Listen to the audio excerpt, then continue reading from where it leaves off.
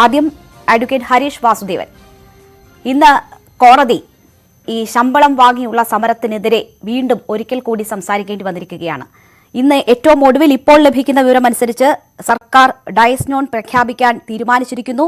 ഹൈക്കോടതി ഉത്തരവിന്റെ അടിസ്ഥാനത്തിൽ അത്തരമൊരു നടപടി സർക്കാരിന്റെ ഭാഗത്തു നിന്നും ഉണ്ടാകും. ചീഫ് സെക്രട്ടറി ഉടൻ ഉത്തരവിറക്കും എന്നാണ്. ഇപ്പോൾ കിട്ടിയ നിയമോപദേശത്തിന്റെ കൂടി അടിസ്ഥാനത്തിലായിരിക്കണം അത്തരമൊരു തീരുമാനത്തിലേക്ക് സർക്കാർ പോകുന്നത്.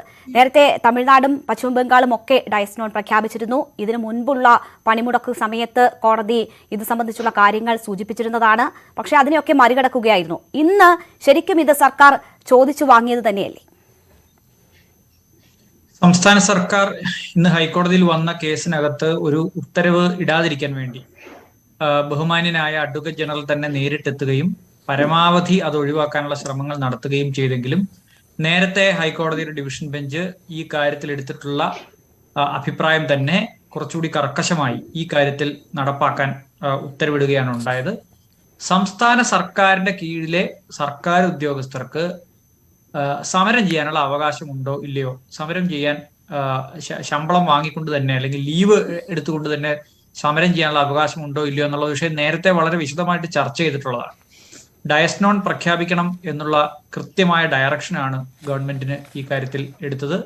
അവശ്യ സർവീസുകൾ മാത്രമല്ല, സംസ്ഥാന സർക്കാരിന്റെ കീഴിൽ പ്രവർത്തിക്കുന്ന സർക്കാർ ജീവനക്കാരെ സംബന്ധിച്ചിടത്തോളം അവർ സർവീസ് റൂളിന്റെ കീഴിൽ ബാധ്യതപ്പെട്ടവരാണ്.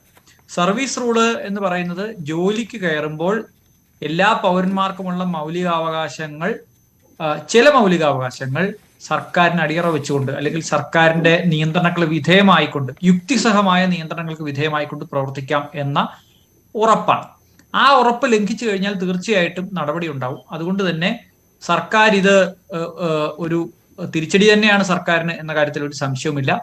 സർക്കാരിന്റെ ചെലവിലുള്ള സമരം അല്ലെങ്കിൽ പൊതുജനങ്ങളുടെ ചെലവിലുള്ള സമരം നടപ്പില്ല എന്നാണ് കോടതി പറഞ്ഞത്.